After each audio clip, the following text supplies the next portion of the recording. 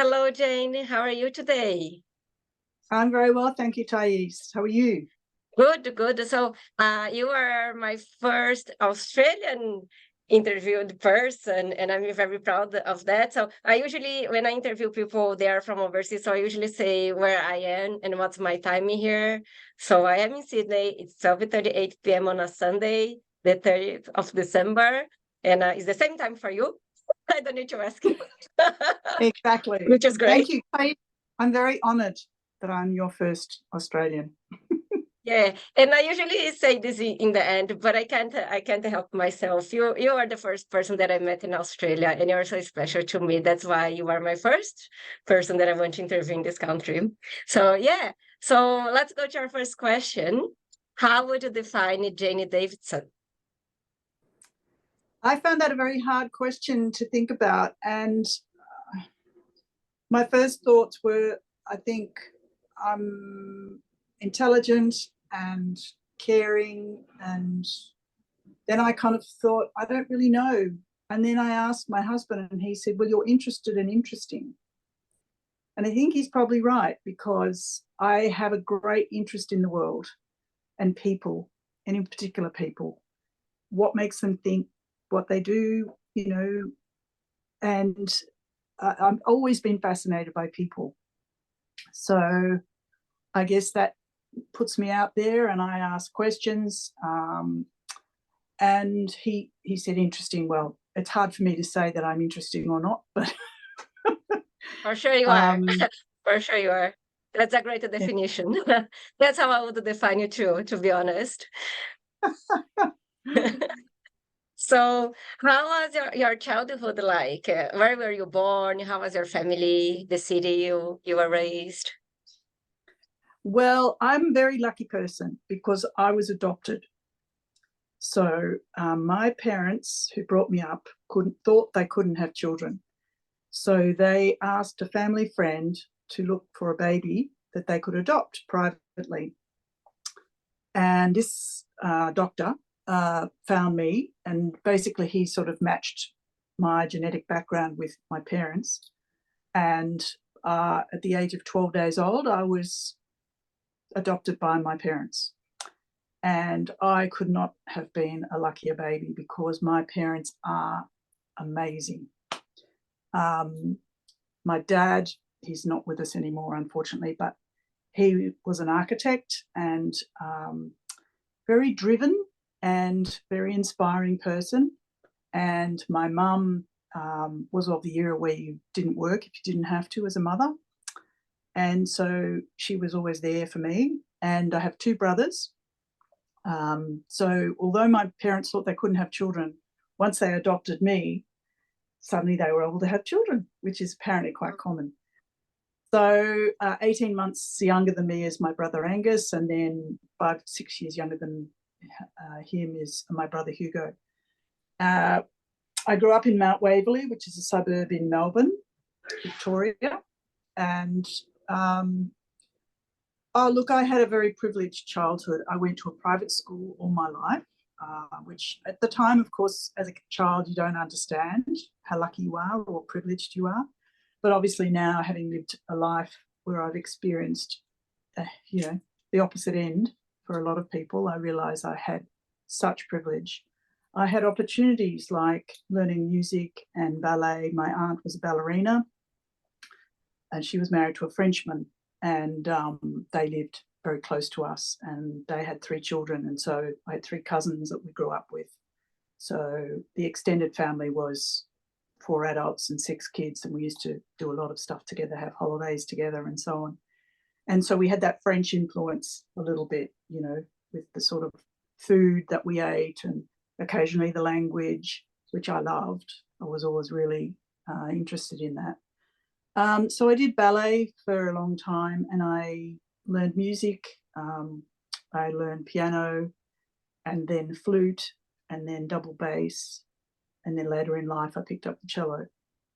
But I learned to read music before I could read and write, really. It was a very important part of my dad's life. They were all taught music, and they didn't have a lot of money, but they used to sit around the piano and everyone would sing, or they'd get out the recorders and they'd all play. And, you know, music is a really big part of my life still. Nice, nice. Oh, I wish I had that in my family. I never learned any music instrument or singing or anything, but I still have hope. I'll do this someday. So, so what the dreams did you have as a kid, and did you achieve your dreams, or you change your dreams maybe? That's more common. Yeah, my dream as a kid was to be a ballerina, but as you would know, I'm 5'10", 175 centimeters tall. And at the stage that I was growing up, ballerinas were not tall. They definitely weren't as tall as me. And I really didn't have the talent. I think if I'd had the talent, my aunt would have made sure that I could have gone where I wanted to go. But and also in those days, there was only really classical ballet. There wasn't modern ballet. There wasn't any other form of dance really accepted or, you know, sort of popular. And it took me a long time to accept that I couldn't do it. But I'm grateful in other ways that I did it for so long, because it's helped me keep my body fit. And I've had back issues on and off during my life. And I now realize that a lot of the ways in which I can avoid that is with exercise, similar to the sort of exercise I used to do when I was doing ballet as a kid. So yeah, once I left school, I realized that that wasn't going to be an option for me. And I then was torn, because I thought, well, I love my music, but do I really want to make a career of music or not? So I actually went to a career advisor, and they did some tests, and their results were, you're interested in people. You're interested in people, which is exactly what Mark said. And it's true. And so from there, this is a long time ago, this is in the 70s, they came up with a course to study media. It wasn't called media then, it's called something else. So I had to decide whether I'd continue the music as a career or not. But of course, my instrument by then was double bass. It's not a great solo instrument. So I recognized quite early on that if I continued with the music, I would mostly be teaching, which I didn't like the idea of at all. It just felt redundant to me, which of course it's not, but at that stage it did. So I thought, I'm going to continue the music and the language. So I went to uni and studied media, or similarities, and I continued my music by playing in the Melbourne Youth Orchestra, and I continued my French by going to the Alliance Française in Melbourne, just a conversation class once a week, just to keep the French going, because I loved it so much. And that then led me to, when I finished my degree, I went to France, and but that's another story. So. Nice, nice. And like changing a little bit here, how do you see Australia today? Is that somehow how you imagine Australia would be when you were a kid? It's funny. I think I was so busy living my life as a kid that I wasn't really ever thinking about what Australia would be like further down the track. I really had I was so secure. You know, I can see now my family and my school and my extracurricular stuff. I was so busy with all those things. I couldn't really see anything more than that in terms of Australia. I wasn't really aware of how lucky I was to live in Australia, and that's something, of course, that comes with time. So yeah, it's a difficult one for me. I can't really give you any clear answers there, I'm afraid. No, I'm just thinking maybe that's the wrong question. Okay, to think that long about the future of the country. So, how countries have you lived at, by the way? And why did you live in any of those countries? I think some maybe were career decisions. Yeah. So the first place I lived was France, as I said just before, because my uncle's family was still living in France. So I worked as an au pair for his sister in Paris, because I'd always loved the country and the language and everything. It didn't really work out. She was slightly loco, as we say. My uncle came and visited me while I was in Paris for Christmas, and he could see it wasn't really working. She was treating me like a slave, really. She had me cleaning pots and pans on Christmas Day, and it was a really strange situation. Her kids had already all grown up. She had 6 children, and they had already always had au pairs. It was a very wealthy family. By the time I came along, they only had 2 children at home, one of whom was my age, and the other was 1 year younger. So I wasn't really an au pair at all. I was just a maid. A great opportunity, fantastic family, and really interesting. But after 4 months, my uncle said to me, listen, no obligation, please don't feel you have to stay. The sad thing is that I was this close to being fluent in French, and I threw it all away by getting on a train and then a boat via Belgium to England, where I had some friends.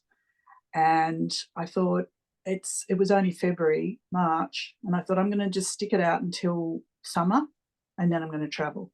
So I had done some work during uni for an advertising agency, just to get some experience in work. I'd been a typist. And I had some contacts. So I went straight to these companies and said, do you need anyone? And I was very lucky because it was the 70s and there was always work.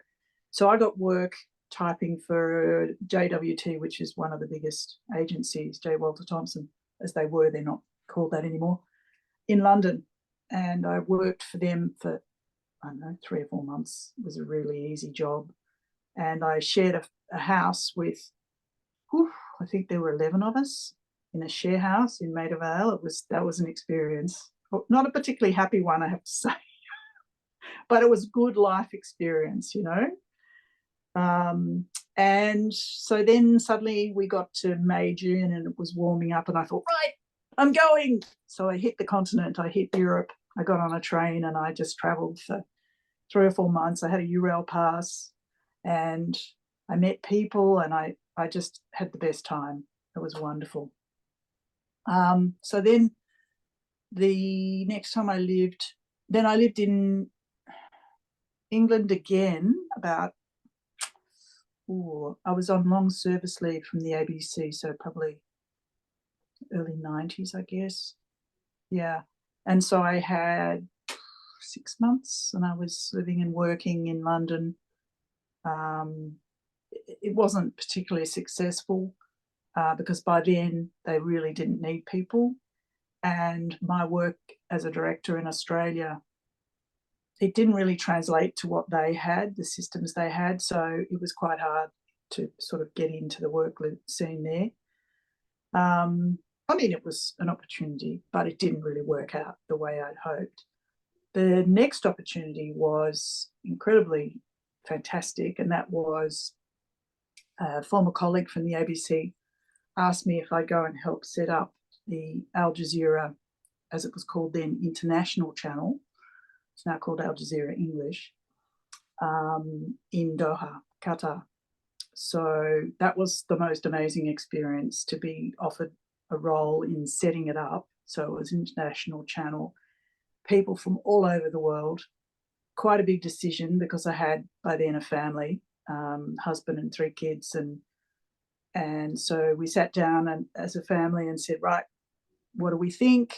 The twins were 12 and Andre was 9. I don't think they really understood what they were being asked, but I sort of sold it in a way that it was an adventure and it would be exciting and it would be new and different, and hopefully they wouldn't miss their friends too much. Anyway, we were going. I was determined we were going. So we were there for about 18 months. It was an amazing opportunity, and I'm so proud of working there because I really was part of this incredible team of people from all around the world, and we were breaking new ground. So before the channel launched, BBC, CNN, Channel 5, France 24, all the big international networks were saying, this concept will never work, because Al Jazeera was saying they would be impartial and that they could deliver news and current affairs and stories and programs that were not, political, that were not one-sided or the other, and that they would be really neutral. And that's an incredibly difficult thing to do. Now, I'm not a journalist, but I am a producer, in that I'm very happy to be behind the scenes. I have ideas about how I think things should work, which is what a producer does, really.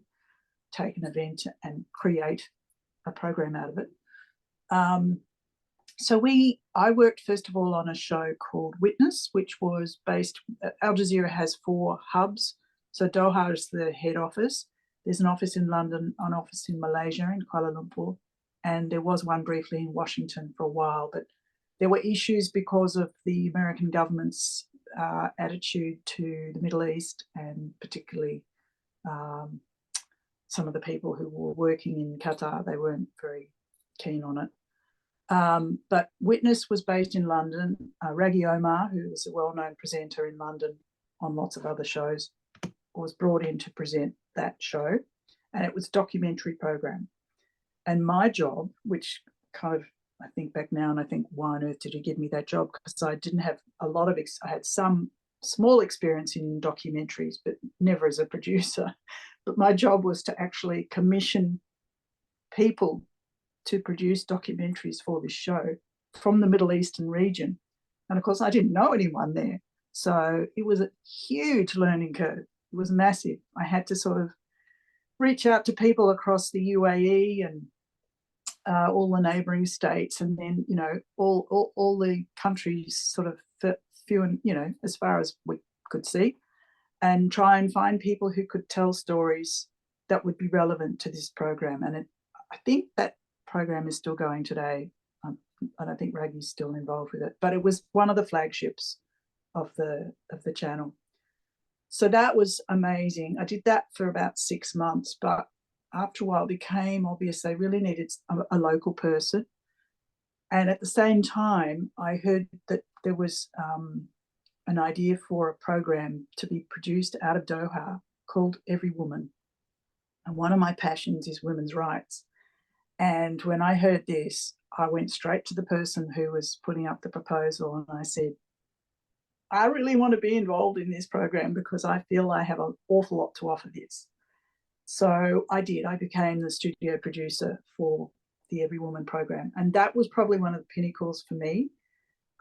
We had young producer journalists in each of the locations. So we had a lovely girl called Jenny Dare in London. I can't remember the girl in Malaysia, but they were young women who had a lot to offer and a lot to learn about producing cutting-edge stories, shorter form stories, for a program that we put together in Doha. And Shuli Ghosh, who had been a news presenter and continued as a news presenter on Al Jazeera for a long time, she's now with TRT World, I think, in London. She was our presenter, and she was fabulous because she really understood the issues. And we covered all sorts of things, and we covered stories like FGM, female genital mutilation, which is a pretty tough one to talk about, but we all felt was really important, particularly for women in Egypt and some of the other Middle Eastern countries. Things like wearing a hijab. Where do you put your mobile phone? Is there a pocket?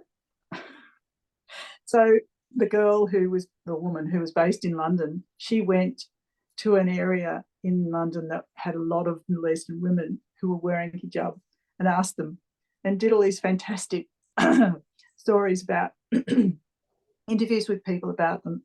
Then we did one on, I did one on a vaccine that was invented by an Australian scientist to prevent, what's it called? Papilloma cancer. It's quite a common issue. Mm-hmm. And we did a lot of interviews where we set people up around the world to talk. So it was amazing. It was a fantastic opportunity, but it got to the point where it was affecting our kids in ways that we didn't really like. So we decided that when I was offered a second contract for another 2 years, we had to decide whether to stay or not. And it was at that point that we thought, we didn't really like the values that our kids were experiencing. We didn't agree with them, so we felt that we were lucky we had a choice. So we moved back to Australia. And then the last opportunity to live overseas was in Madrid. When my husband got an opportunity, he was offered a role with the Olympic Broadcasting Service, which is the broadcasting arm of the IOC. So he was there for 8 years. I was there for 7 years. So this time round, I was the trailing spouse, whereas in Doha he was. And I was offered work and did some work in the beginning for the Olympic Channel, which was just starting up at the time. So I did several contracts with them, and then that work dried up, and I then moved to OBS itself, and I worked with them for several months. And then that changed, the roles changed, and I then just did games time roles for them. And in between, I taught English. So, and of course, learning Spanish the whole time, or trying to. And that experience, living in Madrid and working with, again, internationals, was just amazing. It was really fantastic. And I really miss it. So. Yeah, it's great how you could travel and work. I wish I had that experience. I know I'm And very and how many countries total you have visited? oh, I was trying to count them this morning, and it's at least 35. I can't think. I know for sure. Wow. Wow. Yeah. That's Yeah. amazing. And I suppose this overseas experience contributed to the person you are now, and also contributed to your career, even in Australia. When did your career take off? And I think so. I did my degree. I lived overseas. I came back to Australia. I got a job at Channel 7 in Melbourne, which was just an entry level, which was a great opportunity to get in and learn. I did a couple of years, and then I wasn't happy, so I moved to a drama company, and I learned to do a job called continuity, which is, well, it's a really hard job, but because drama is always shot out of sequence, it's recognizing the positioning of what everyone's from scene to scene, and recognizing what people are wearing. You know, the scene goes, someone's smoking, and then you cut, and suddenly they've got a full cigarette again. That's a continuity error. So a very important job, but a finicky job. And I did it for a year, which was actually really useful further down the track in my career when it took off. Mark, my husband, I'd met at Channel 7 in Melbourne, by then had enough and had gone to Perth. He got a job in Perth. So I followed him. So I said, I'm coming too. So I moved to Perth. We were there for 2 years and had amazing opportunities to do all sorts of things. And in fact, it was in Perth that I got a chance to produce, because the America's Cup was being held there, and I kind of made some suggestions to the producer of one of the shows and said, if I took a camera and a crew and went and did this, or got a journalist and went and did that, would you use it? And he said, yes, absolutely. So I did an interview with a singer called Renee Geyer, who was amazing. And that was great. That was my first ever producing job. And then after a while, Mark and I decided whoever got the first job would go back to Melbourne or Sydney. We're quite interested in Sydney, because it certainly, my goal was to work for the ABC, because it sort of aligned more with my values. And the next thing we knew, out of the end of the America's Cup, Channel 7 in Sydney offered Mark a job. So we moved to Sydney. And I then used a contact I had to see if I could get into the ABC. And within a couple of days, I was working there, not doing what I'd been doing, but I have had a foot in the door. So it was an admin job. But people in the production departments got to know me because they were dealing with me. And after a while, one of the production managers came to me and he said, "What are you doing here? You could be working on our production something." "Yes, please." So within a very short space of time, I went from an admin role into what's called a director's assistant, which is a job I'd been doing at Seven in Melbourne and Perth a little bit. And then from there, they had a shortage of directors in news and they wanted to trial people. So they decided the best way to find the right person was to give 3 of us a go. So they threw us in basically and said, "Right, you're directing the news bulletin tonight," which was like the big 7 o'clock ABC News. And I got the gig. So caused a bit of a friction with other people. But in the end, I just thought, I am so thrilled to have this job. And the funny thing was that I really was good at it. I can say that in all honesty. Because I'm a planner and I would have everything organised, and I would have, because when you live to air, live TV is just really challenging. Things can go wrong everywhere, and they do. And my job was to make sure that nothing looked out of place. So I was incredibly lucky. I directed news, I directed the 7:30 report, I directed Late Line quite early on, and the presenter was based in Canberra and then he moved to Sydney, so I worked a lot more with him, Kerry O'Brien. Kerry then moved to 7:30, and he asked me to go with him, so I did. And this was where my career really did take off, because the current affairs department sort of took me under their wing and said, "Right, we want you." They started a new program. This is 30 years ago now. It's just had its 30th birthday, Foreign Correspondent. And it launched with a presenter called George Negus, who in his day, he'd come from 60 Minutes, the Australian 60 Minutes, and he was extremely well known, and I was asked to direct it. So I directed George, and I did lots of other things. I worked on operas, second unit opera. And in fact, that was one of my goals, my goal really, once I decided I wanted to work in TV, was to direct ballet for TV. But by that stage, no one was covering ballet on television. It just didn't happen.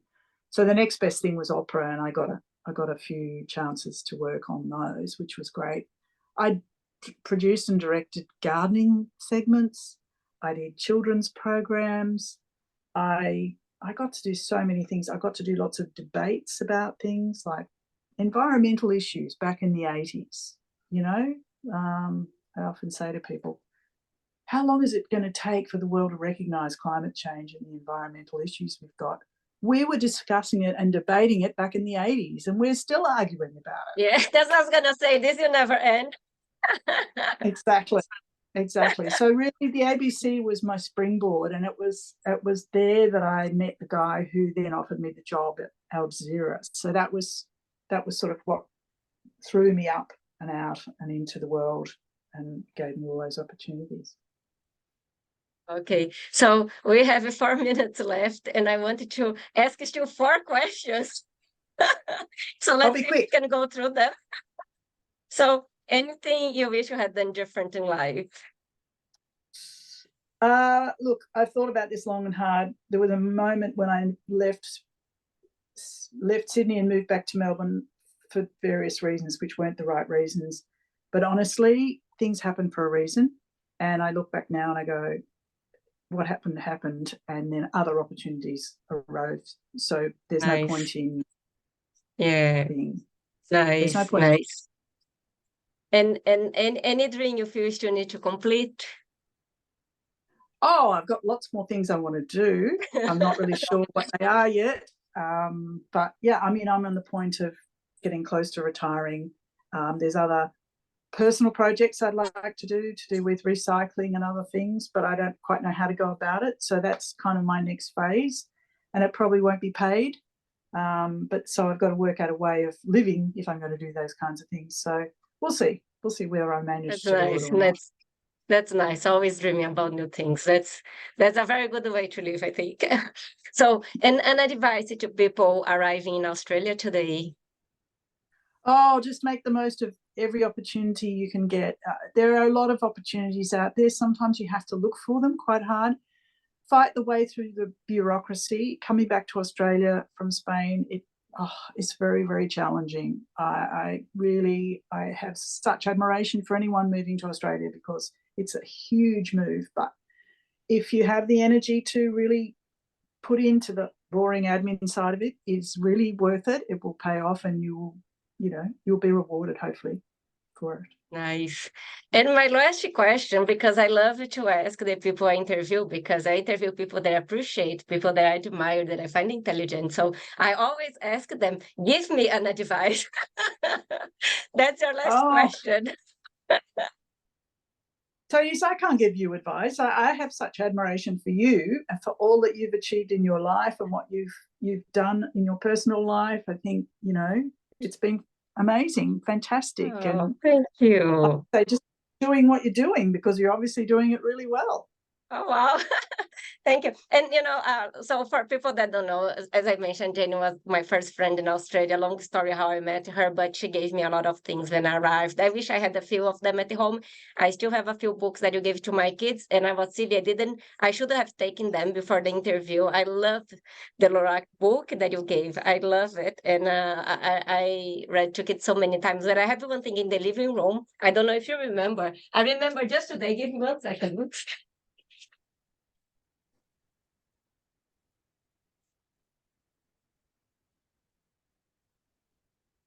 As you can see, it's being used. I think it was given by you. I really think this vase. Do you remember this? Yes.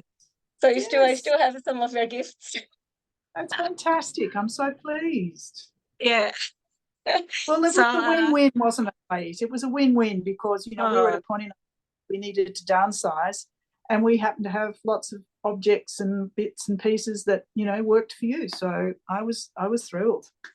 and it was really nice. I was very lucky, not just for the donations, but for the friends. So I really want to acknowledge that and say thank you. We have less than 1 minute left, so I really need to say bye now.